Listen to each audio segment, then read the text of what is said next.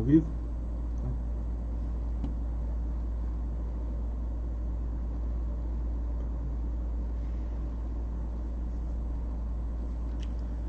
Boa tarde, amigos internautas. Começa agora mais um programa DS Entrevista. São 3 horas e 58 minutos. E antes de eu apresentar o nosso convidado, gostaria de dizer que você pode mandar uma mensagem para o WhatsApp 975691373 ou então encaminhar uma mensagem nessa própria live do Facebook. Estamos aqui hoje com o Douglas Pena. Ele é economista, aluno do Renova BR e tem um projeto aí que ele vai contar um pouco pra gente. Douglas, muito boa tarde. Se apresente aí para os nossos amigos internautas. Primeiro eu queria agradecer o Diário de Suzano pela receptividade sempre para a gente falar sobre política, falar sobre as ações do Renova. Já é a segunda vez que eu estou vindo aqui esse ano, então obrigado mesmo pelo espaço do jornal. Bom, eu sou suzanense, filho da Dona Malu e do seu Mauro, noivo da Daniela. Eu tenho um cachorro chamado Simba, que a gente adotou, um vira-lata caramelo. Eu sou economista de formação. Faço parte do movimento Acredite, sou líder aqui da cidade. Eu também sou aluno do Renova Brasil. Enfim, várias coisas. Já realizei um TEDx aqui em Suzano. Foi uma experiência bem legal no ano passado, enfim. Bacana, beleza. Douglas, vamos começar falando então sobre o seu projeto aí para o dia 5, né? O Renova BR está pedindo para todos os alunos realizarem um evento aí, né, no dia 5, que é uma data específica, você pode até explicar. Queria então que você explicasse essa data e falasse do seu evento. Bom, o dia 5 é o dia da Constituição. Foi no dia 5 de outubro de 1988 que a Constituição vigente foi promulgada, né, no Congresso Nacional. Desde então, o dia 5 vem sido usado para ser um dia para lembrar da Constituição e da importância da democracia, e o quanto que ela é fundamental para o desenvolvimento do Brasil. Por causa dessa data e também da formação que a gente está tendo lá no Renova, a gente vai fazer no dia 5, todos os alunos, então são mais de 1.400 alunos, portanto mais de 1.400 ações em mais de 400 cidades do Brasil inteiro, realizando ações de cidadania, de revitalização de espaços públicos, de construção de hortas comunitárias, enfim, várias ações de cidadania no Brasil inteiro nesse dia 5, que é o próximo sábado. E aqui em Suzano vai rolar o Conversa e Picolé. A ideia é fazer uma conversa sobre democracia, falar sobre a Constituição e fazer uma dinâmica, algo que seja bem conscientizador da importância que é a democracia e como que a gente pode, através da política, melhorar o nosso ambiente institucional dentro da democracia. Vai começar às 9h30 da manhã, a gente vai fazer uma conversa, vai ser no Parque Max Pfeffer. Até estava olhando a previsão do tempo, é um dia de sol, bastante sol, fiquei feliz, né, porque... picolé, exatamente, estragar o dia. Exatamente, vai ter tudo a ver, um dia de sol no parque, que tá... domingo eu estive lá no parque, né, e tava muito cheio, muita família, criançada brincando, então já estou imaginando já que sábado, tenho certeza que será um dia muito legal para a gente fazer isso lá. Vai começar às 9h30, e vai aí mais uma meia hora, 40 minutos, e aí depois a gente libera o picolé, enfim, a gente vai continuar lá conversando durante a manhã todinha. Bacana. O tema, né, você escolheu falar sobre democracia. Tem algo que te levou a escolher especificamente isso, ou foi só porque é o dia 5, lembra a Constituição? A democracia, eu acho que toda pessoa que pensa em transformar, em contribuir para a política do Brasil, ela tem que sempre valorizar a democracia. Eu acho que sem democracia não existe política, não existe liberdade, não existe um mínimo de justiça, um mínimo de busca por igualdade. Então a democracia é o fundamento maior de um país desenvolvido ou para se desenvolver. Então a gente precisa muito valorizar a nossa democracia em todas as oportunidades que a gente tem. Então quando eu pensei em fazer essa ação do sábado, eu vi que, poxa, a gente precisa falar mais sobre democracia aqui em Suzano, né? Eu vejo ações muito legais, muito bonitas em outras cidades, mas a gente precisa começar a falar mais sobre democracia, valorizar o quanto que ela é fundamental para a gente se desenvolver, o quanto que ela é fundamental para as nossas liberdades. Então, essa foi um motivador de eu falar sobre esse tema. Acho que toda pessoa que quer entrar na política tem que valorizar a democracia, tem que ser um defensor da democracia, porque como diz o professor Gabriel Azevedo, lá do Renova Brasil, que ele é vereador em Belo Horizonte, A democracia ela nunca acabou no mundo por causa daqueles que queriam acabar com ela, mas por causa da falta daqueles que estão prontos para defendê-la. Uhum. Então, pessoas que são antidemocráticas sempre existiram. Agora a gente precisa fomentar uma cultura de democracia, que a gente defenda as nossas instituições, independente de partido A, partido B, lado A, lado C, direita ou esquerda. A democracia é um valor que tem que estar presente em todo o espectro político. Eu acho interessante esse assunto, porque durante as eleições ficou muito polarizado toda essa questão de democracia, até o que é democracia também. E eu ouvi muito de que, assim, no dia a dia eu ouvia muito assim, a democracia está ameaçada. Hoje, passados 8 meses aí de governo, assim, qual a sua opinião sobre esse assunto atrelado também à democracia? Bom, eu gosto muito do professor Fernando Schuller, que ele é cientista político lá do INSPER. Ele tem análises dele em toda a imprensa, quem der o Google vai achar bastante material dele. Ele tem uma visão sobre a eleição de 2018 muito interessante, de que a eleição em si ela foi uma histeria. Uhum. Quem era, por exemplo, o segundo turno entre PSL e PT, quem era do PT dizia que o PSL era uma ameaça à democracia, que o Bolsonaro era uma ameaça. Quem era do PSL e era bolsonarista, defensor do projeto dele, dizia que o PT era antidemocrático. Mas a verdade é que a eleição passou e as coisas continuam caminhando. Algumas coisas para melhor, outras para pior, dependendo da opinião da pessoa. Mas eu acho que a democracia, mais do que só um regime de eleições, é um regime de institucionalidade. Por exemplo, o que eu quero dizer com isso? Quero dizer que a eleição ela é só uma parte fundamental e importantíssima do processo democrático, mas ela não é todo o processo. O processo democrático ele vem pós-eleitoral, com os deputados discutindo propostas, tendo liberdade para dizer o que pensam, com uma imprensa livre e atuante, com uma justiça que também tem liberdade para dar suas sentenças de acordo com A ou de acordo com B, funcionando, recursos, os tribunais funcionando para que haja recursos das penas, das questões jurídicas, enfim. Então essas instituições, o Congresso, o Judiciário, a imprensa, elas continuam funcionando muito bem. Inclusive, a gente vê que, por exemplo, o presidente sempre está reclamando da imprensa. Uhum. Mas ele reclama porque a imprensa tem liberdade de publicar o que ela achar que deve publicar. Então, isso é importante. Então, na eleição ficou uma histeria, mas passada a eleição a gente viu que a democracia ela é mais profunda do que só aquela histeria que aconteceu no ano passado, sabe? Entendi, bacana. Vamos falar um pouquinho sobre o curso que você está tendo lá no Renova, assim, qual que é a sua opinião? Está sendo aquilo mesmo que você esperava? Qual é a visão geral, a análise geral sua? Olha, está sendo muito agregador. O Renova, ele primeiro que ele já é uma ideia sensacional, que é uma escola de políticos, né? Uhum. Toda pessoa que quer se candidatar no Brasil, imagina o seguinte, um médico, ele precisa estudar durante 6 anos, fazer residência durante mais 2, e ainda precisa ter o registro no conselho de classe. Um advogado precisa estudar 5 anos e passar na prova da OAB. Um fisioterapeuta, no caso da minha noiva, que é fisioterapeuta, ela estudou os 5 anos dela na faculdade, também teve que ter o registro de classe. Mas para se candidatar a um cargo político, não existe esse tipo de exigência. Qualquer um pode se candidatar, com pouco estudo, sem estudo, enfim. E é assim que é o processo democrático. Todos têm que ter a possibilidade de participar. Só que a partir do momento que você tem a iniciativa de querer participar da política, contribuir com a vida pública, você precisa ter uma formação.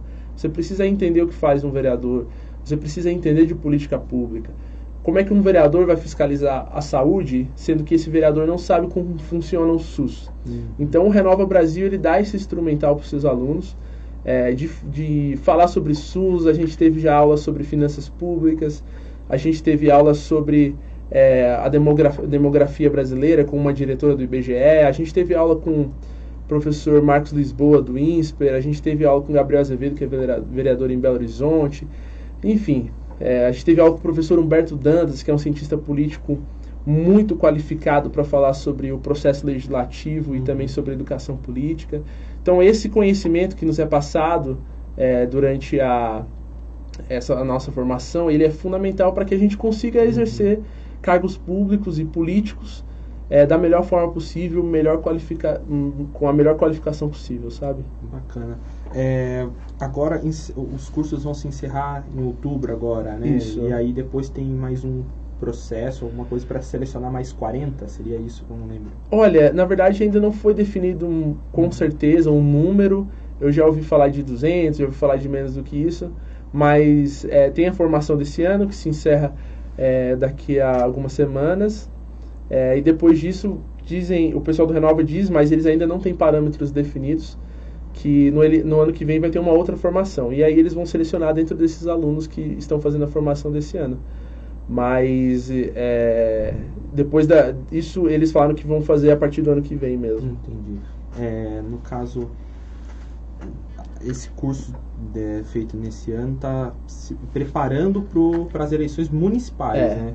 Sim, o curso desse ano ele é voltado principalmente para as eleições municipais e para qual as características e aquilo que a gente precisa saber no quesito município. Uhum. Então, por exemplo, uma matéria super importante que o Renova passou e eu fiquei muito instigado, comecei a estudar mais depois das aulas, foi sobre o urbanismo. Uhum. A cidade, ela tem uma história. Cada cidade tem a própria história, cada cidade tem a própria arquitetura, cada cidade tem o próprio desenvolvimento econômico, a vocação que a cidade tem para ser uma cidade voltada para a indústria, ou então uma cidade voltada para o comércio. Então, todas essas coisas, uma pessoa que quer exercer um cargo político de vereador ou de prefeito, precisa conhecer da própria cidade, precisa saber da história. Por exemplo, depois que eu tive a aula do Renova, eu fui estudar a história da construção e da urbanização, né, da cidade aqui de Suzano. E gravando um vídeo pro Renova, falando sobre a história de Suzano, eu fui mostrar lá a igreja do Baruel, que passou por uma reforma recentemente. É interessante quando você observa a igreja do Baruel, ela ser muito afastada do centro da cidade, sendo que aquele foi o ponto zero. Porque se aquele fosse o ponto zero, era natural que a cidade se construísse ao redor dali. Uhum. Mas por que isso não aconteceu? Por que a linha ainda hoje é um bairro muito pequeno com uma grande área de mata atlântica? Porque construíram a linha de ferro Mogi-São Paulo para escoar o café no sentido litoral. Quando eles construíram essa linha férrea, aconteceu um processo muito comum na construção das cidades, que as cidades começam a se desenvolver em volta da linha férrea, por causa do transporte, que é muito mais fácil o cara ir para São Paulo ou ir para Mogi estando ali. Uhum. Então as famílias que moravam ao redor do Baruel começaram a migrar aqui para perto da linha férrea, que era a estação Piedade, que é hoje onde o centro se construiu. Então essa história de Suzano, ela é importante para quem quer saber dos problemas da cidade, conhecer a fundo mesmo a história, entendeu? Bacana. Eu queria fazer uma pergunta, por exemplo, o Renova seria podemos definir ele como um movimento, talvez, né? Na verdade, o Renova é uma escola Uma de políticos. escola. O movimento ele tem pautas claras. Por exemplo, o Livres. O Livres é um movimento liberal tanto na economia quanto nos costumes. E eles têm uma pauta clara de maior liberdade para as pessoas empreenderem, maior liberdade para as pessoas viverem. O Renova, ele não tem uma pauta, ele não tem projetos específicos. A gente é a favor ou contra a reforma da Previdência. Não. O Renova, por ser uma escola, ele quer dar subsídios para que as pessoas participem da política. Então, eles não têm posicionamento político nesse sentido. Então, por exemplo, vi muita gente falando que o Renova Brasil ele era de esquerda, de direita, ainda tem muito disso na internet. Mas lá em São Paulo, no dia 1º de setembro, foi o nosso encontro estadual. E eu vi gente do MBL lá, vi gente do Novo lá, como eu vi gente do PSOL, vi gente do PT. Então, tem uma ampla variedade de posições políticas dentro do Renova. Porque não importa se você é do PSL, de direita, conservador, ou se você é do PT, progressista, de esquerda. O mais importante para ambos é que conheçam gestão pública, conheçam estrutura política, conheçam a história da cidade onde eles moram. Então, a partir daí, as pessoas podem construir suas ideologias, suas ideias, seus posicionamentos políticos. Mas essa base aqui, que é o grande déficit dos políticos brasileiros, tem que ter uma formação nesse sentido. Entendi. Eu queria que você comentasse um pouco assim, qual a sua opinião sobre o que aconteceu no caso da deputada federal Tabata Amaral, de que acusaram ela de ela ter vindo de um movimento, de que talvez o movimento fez ela votar a favor da reforma da Previdência. Eu queria que você comentasse toda essa situação aí, qual a sua análise geral sobre isso? Você concorda com ambos os lados? Acha que tem certo aqui, certo ali? Qual que é a sua opinião? A minha opinião é a seguinte: os partidos brasileiros, eles estão passando por um momento de transição. Então, os partidos, eles precisam se reinventar. Eles começaram a ficar obsoletos, perder o contato com as bases da sociedade, e uma consequência natural disso é esse caso da Tabata. Por exemplo, como a gente estava conversando aqui fora do ar, o Brasil é um dos poucos países do mundo que não tem candidaturas independentes, ou seja, pessoas que não tenham filiação partidária, mas que queiram disputar para vereador ou para prefeito de sua cidade. O Brasil não tem isso, sendo que isso é extremamente comum em outras democracias do mundo. E esse é um sintoma de que os partidos políticos do Brasil não querem candidaturas independentes, eles trabalham para que isso não aconteça, porque isso, de certa forma, os enfraqueceria. Mas eu discordo, eu acho que a candidatura independente, por exemplo, fortaleceria os partidos que têm coerência de ideias e programas. Os partidos políticos no Brasil, por exemplo, não formam lideranças. Esse déficit que o Renova ajuda a gente a se formar, ajuda a gente a ser pessoas com ideias melhores, com base científica. Isso era para ser feito pelos partidos. Os partidos têm muito dinheiro do fundo eleitoral que vai para as fundações partidárias. E essas fundações partidárias deveriam desenvolver isso em seus candidatos, seus filiados, mas não fazem. Dito isso, no Brasil, nos últimos anos, surgiu aí uma quantidade imensa de movimentos, que são pessoas que têm as mesmas ideias, as mesmas visões de mundo, e que se juntam para fazer uma militância política, militar em alguma pauta, enfim, levantar alguma questão. Um desses movimentos é o Movimento Acredito. O Movimento Acredito, eu sou líder aqui da cidade, ele tem algumas pautas muito claras sobre educação política, sobre a educação em si. E a Tabata Amaral é uma das fundadoras do movimento, e junto com outras pessoas, como o senador Alessandro Vieira, como o Renan Ferreirinha, que é deputado estadual do Rio de Janeiro. Felipe Rigoni. O Felipe Rigoni também faz parte do movimento. Então o Movimento Acredito, ele tem algumas ideias que defende. A Tabata Amaral também é do movimento e se filiou ao PDT para disputar a eleição. O PDT assinou uma cláusula de independência para ela, de que ela poderia seguir as votações de acordo com a consciência dela e que ela achasse melhor. E no momento da reforma da Previdência, ela teve a votação dela a favor da reforma. Eu nem quero entrar no mérito de ser a favor ou contra, porque essa é uma outra questão, bastante complexa, por sinal. Mas o partido assinou uma cláusula de independência para ela, né? A partir do momento que o Ciro Gomes diz que ela votou a favor por causa dos movimentos que ela faz parte, diz que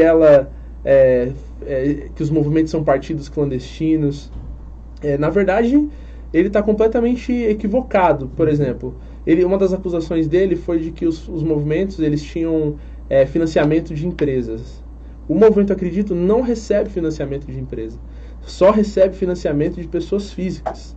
Isso mostra um completo desconhecimento do Ciro Gomes do que é o Movimento Acredito.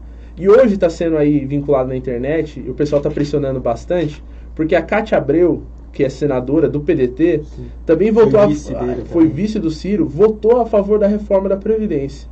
E qual vai ser a posição do Ciro em relação a Cátia Abreu? Essa é a grande incógnita, porque a gente está vendo que ele criticou muito a Tabata publicamente, que ele se posicionou muito agressivamente contra os movimentos, porque supostamente na cabeça dele os movimentos foi o porquê a Tabata votou a favor da reforma. Mas e agora a Cátia Abreu? Qual que vai ser a posição do partido?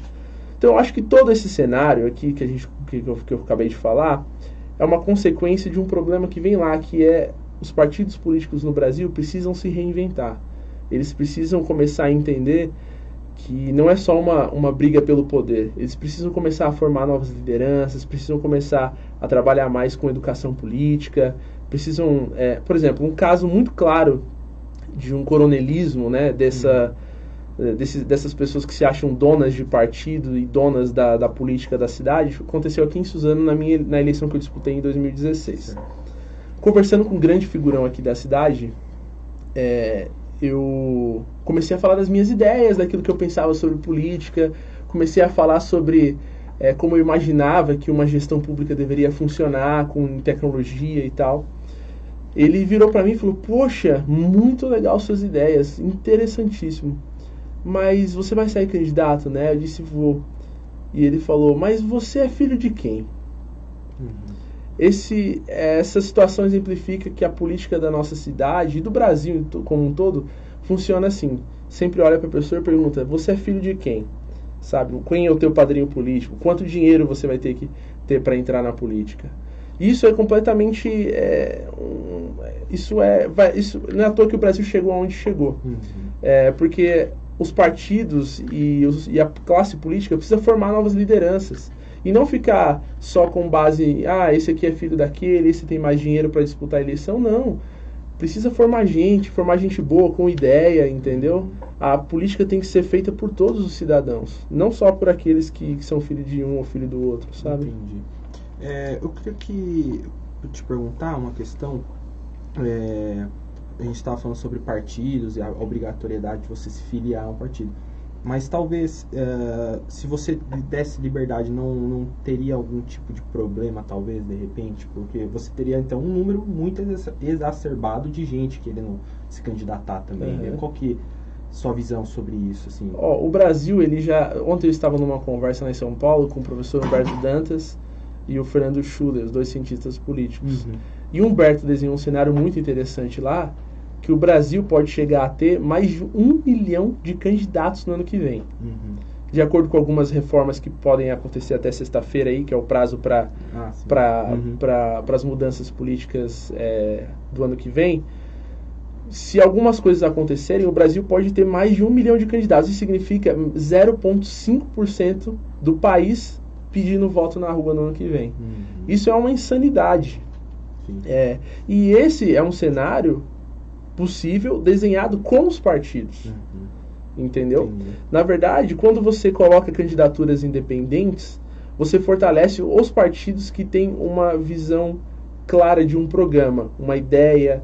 É um partido que tem, por exemplo, eu posso citar aqui dois partidos que são de dois lados diferentes, mas que têm uma coerência partidária. É o PSOL e o Partido Novo. São dois partidos que têm uma coerência com o programa próprio. Eles têm as ideias que eles defendem. Para você fazer parte do partido, se candidatar, você precisa estar de acordo com aquelas ideias. E são partidos que funcionam, que estão aí. Mas tem muitos outros partidos que são formados por conveniências eleitorais, que antes da eleição se junta, disputa a eleição, e depois da eleição acaba. E isso é muito ruim para o Brasil. Isso é muito ruim, porque você não tem um constante debate político, constante formação de novos líderes. E o grande déficit que a gente viu nos últimos anos foi a liderança, né? A gente está debatendo no Brasil já a eleição de 2022 para presidente, né? Já quase 4 anos antes a gente já está falando sobre ela.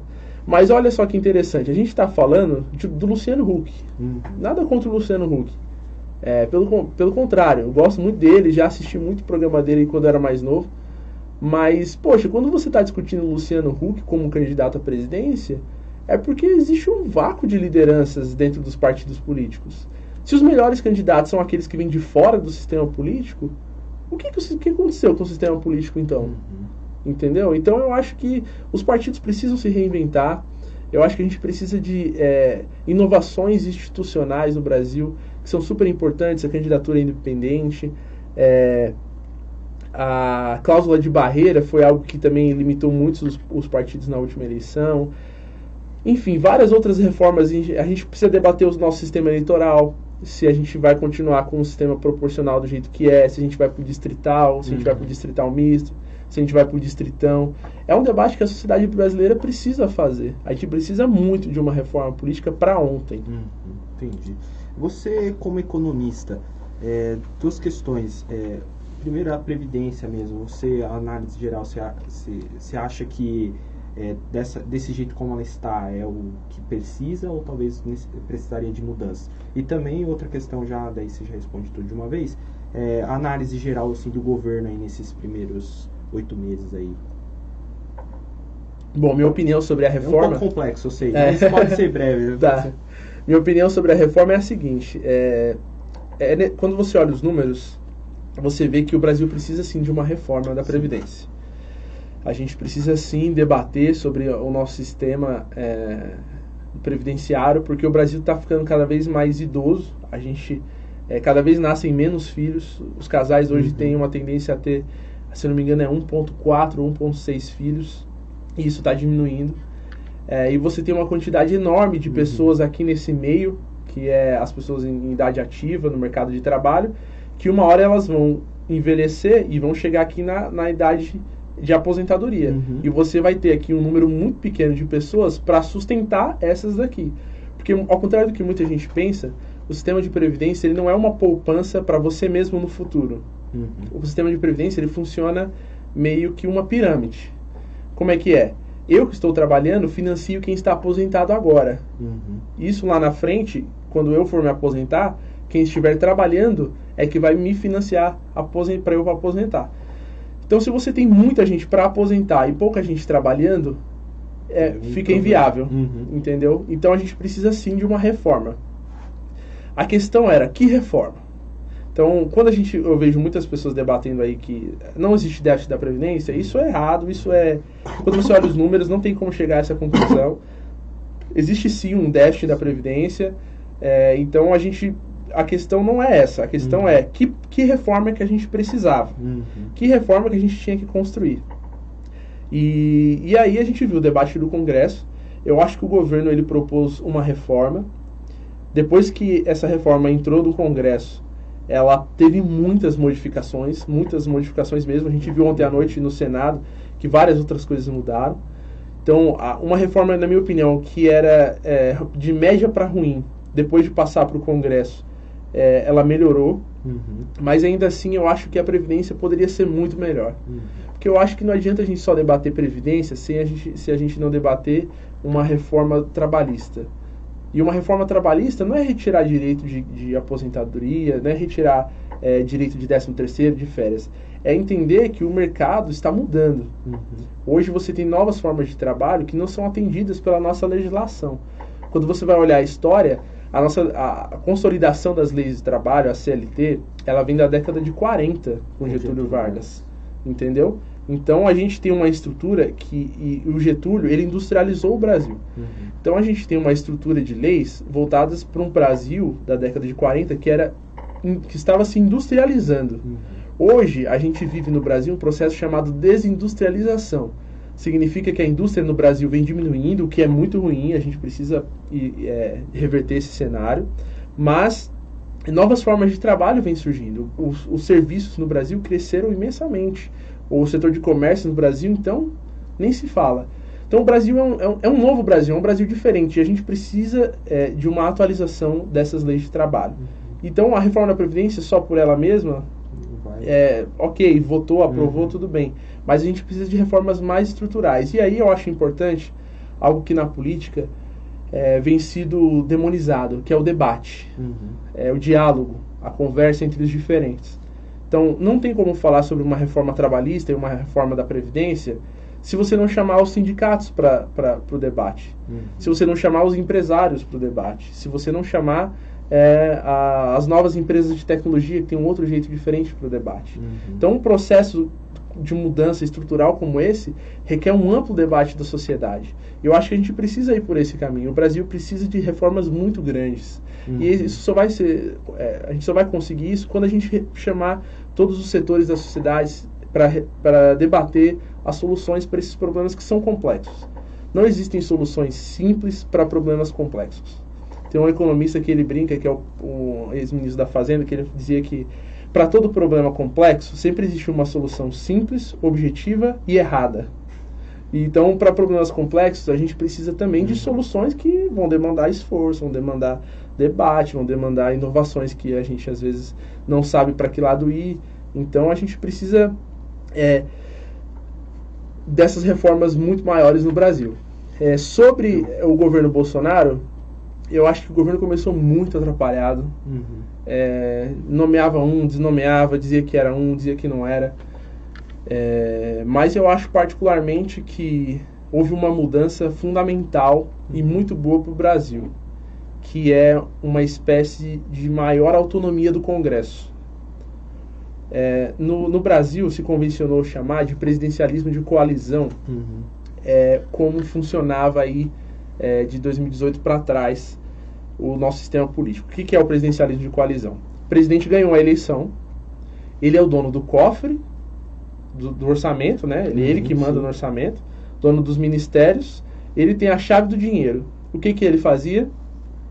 Chegava no Congresso, chamava alguns partidos para compor o governo junto com ele e liberava emendas e dinheiro para esses partidos e aprovava o que ele quisesse. Então o governo dizia que era para aprovar, aprovou. Ontem na conversa que eu estava com o cientista político Fernando Schuller, ele disse que foi lá no Congresso e ele viu um líder do governo falar para ele assim: poxa, agora a gente tem que convencer deputado a votar. Ué, e antes como é que era? Entendeu? Era como é que era? Era no atropelo. O governo dizia que tinha que aprovar e acabou. Agora não. O governo está funcionando de uma forma diferente do que era. A gente pode discutir se isso é bom ou se isso é ruim, mas é uma forma diferente. E hoje você tem um Congresso que tem autonomia. Então ele vota o que ele quer, e se ele não quer alguma coisa que o governo está propondo, ele não vota contra. E é assim que tem acontecido. Então eu acho super importante para o Brasil que a gente tenha poderes que sejam independentes e fortes. Então a gente precisa de uma presidência que seja forte, independente. A gente precisa de um Congresso que, se tiver que dizer não para o presidente, vai dizer. E a gente precisa de um judiciário que também atue dentro daquilo que são suas limitações institucionais. Então, eu acho que o governo Bolsonaro, esse novo jeito de trabalhar diferente, a gente pode até discutir também que aquele negócio que o Bolsonaro falava sobre o toma lá da cá. No Brasil, ele falava assim, vamos acabar com o toma lá da cá e tal, mas a gente viu que houve diários oficiais, que é a DOU, né? Diário Oficial da União, acontecendo de forma, extraordinária, antes das votações da reforma. Então significa o quê? É um indício de que o governo estava liberando dinheiro para que os congressistas votassem a favor. Isso é o tomar lá da cá. Isso é o jeito velho de fazer política. Não o jeito velho, porque não vamos demonizar isso. Eu acho que quando um deputado fala para o governo, olha, eu queria que você ajudasse a minha cidade com mais verba para a saúde de lá, eu acho algo bom isso. Isso não é ruim. Ruim é se o deputado está fazendo isso para quando chegar aqui na ponta, ele superfaturar em obras e desviar dinheiro. Isso é ruim. Agora, quando ele está realmente pedindo essa transferência de dinheiro para chegar aqui, para investir em hospitais e saúde, é muito bom e tem que ser assim mesmo, entendeu? Então eu acho que o governo Bolsonaro vem trabalhando de um jeito diferente, que ninguém esperava. Eu particularmente também não esperava que o governo Bolsonaro tivesse esse jeitão, mas pelo menos não está daquele jeito muito atrapalhado como estava no começo do ano. Eu acho que a gente precisa sempre, Fernando, de debater as questões e não demonizar a posição do outro. Então, reformas complexas como as que o governo vem propondo, ele precisa debater, estar aberto a ouvir. Se a pessoa tem uma opinião diferente, não é porque ela é desonesta, não é porque ela é do mal. A gente precisa sentar, conciliar o Brasil. Eu acho que esse é o papel que o Bolsonaro precisa ter e precisa desenvolver mais. Que é pegar a bola, botar no chão e falar, calma, vamos naquela direção. Acho que a gente precisa todo mundo caminhar numa mesma direção. E esse é um papel que é do presidente da República. Ele é o maior líder político do Brasil. E eu não vejo muito o Bolsonaro sendo uma característica dele. Se você me perguntar se o Bolsonaro entre uma briga e um acordo, ele vai sempre ficar com a briga, entendeu? Então eu acho que às vezes ele poderia calmar um pouco, sabe? Não partir muito para o conflito. Eu acho que algumas situações não precisam de conflito. Pelo contrário, quanto menos conflito em algumas coisas, melhor. Então eu acho que a minha opinião sobre o governo Bolsonaro é mais ou menos assim. Bacana. A gente já está se encaminhando para o final, mas eu gostaria, antes de perguntar as eleições do ano que vem, né? Já está planejando aí, você falou no Fora do Ar que já estava planejando algo desde 2016, né? Acho que quando eu participei da eleição de 2016, eu vi o quanto que a política na nossa cidade, ela tinha espaço para um bom trabalho, tinha espaço para inovações, espaço para construir projetos políticos mesmo, sabe? Que tenham relação com a população, com o dia a dia das pessoas. Eu vi o quanto que a nossa cidade precisa desses projetos políticos, que sejam construtivos, conciliadores, projetos pautados na gestão pública. Eu vi o quanto que a elite política da cidade não trabalha direito. Quando você olha, por exemplo, a gente fala sobre renovação. Todo mundo acha muito bom renovação. Mas um exemplo de que renovação nem sempre é bom foi a eleição de 2016. A Câmara de Suzano teve uma renovação altíssima. Mas, na minha opinião, ela piorou muito depois da eleição de 2016. A formação dessa Câmara de Suzano ela é péssima. E não é só uma questão de opinião. Quando você olha os números, o Tribunal de Justiça, no ano passado, soltou um anuário que são dados sobre os tribunais e as câmaras municipais do estado de São Paulo. E a Câmara de Suzano estava em primeiro lugar. Só que não era o primeiro lugar de alguma coisa boa. Era um primeiro lugar da Câmara do estado de São Paulo que mais aprovou leis inconstitucionais. O que isso quer dizer? Que a Câmara de Suzano foi a Câmara de todo o estado que mais aprovou leis inúteis, leis que não servem para nada e leis que não deveriam existir. De todo o estado de São Paulo, a Câmara de Suzano ficou em primeiro lugar. Então eu acho que isso mostra que a renovação, por si só, não é algo bom. A gente precisa de renovação, mas uma renovação que seja qualificada, uma renovação que seja preparada, que seja capacitada, uma renovação que esteja pronta para o diálogo, para a construção de gestão pública. Eu acho que aí sim a gente precisa caminhar nessa direção. E depois da eleição de 2016, eu vi o quanto que Suzano precisa disso. Então eu continuei estudando, me capacitando. Foi por causa disso que eu fui para o Renova Brasil, foi por causa disso que eu entrei no Movimento Acredito. Porque se Suzano tem alguma construção política que pode mudar e melhorar a cidade, essa construção vai vir de uma pessoa que seja capacitada, de uma pessoa que faça uma construção legal, um projeto que seja voltado para as pessoas, entendeu? Entendi. Bacana. Tem um pessoal mandando mensagem aqui, né? O Itânio Mariano mandou aqui, grande parceiro suzanense. Nossa ação aqui em Mogi vai acontecer às 10 horas, falou da dele, né? Na Praça Nova. Legal. Grande abraço pro Itânio, grande mogiano. Carlos Eduardo Dias falou aqui, vem falar conosco sobre esta escola. Não sei qual escola. Cadê? Ele cita aqui em cima, né? Douglas, boa tarde, vem conhecer o bairro X aqui em Mogi, conhecer aqui o projeto Missão Intensidade. Legal. Convidando você aí. Com certeza. Tem um pessoal aí, ó, Maria José Nota 10. Tem um pessoal comentando aí também, Daniel Alves Cardoso. Infelizmente a Câmara Municipal do nosso município é uma verdadeira vergonha. Enfim, muita gente mandando mensagem aqui. Pô, que bom. Douglas, boa tarde, vem conhecer... isso aqui eu já falei. Beleza, bacana. Quer reforçar seu evento aí de sábado? Sim. Quer reforçar pro pessoal? O evento vai acontecer sábado às 9h30 no Parque Max Pfeffer. É uma conversa e picolé.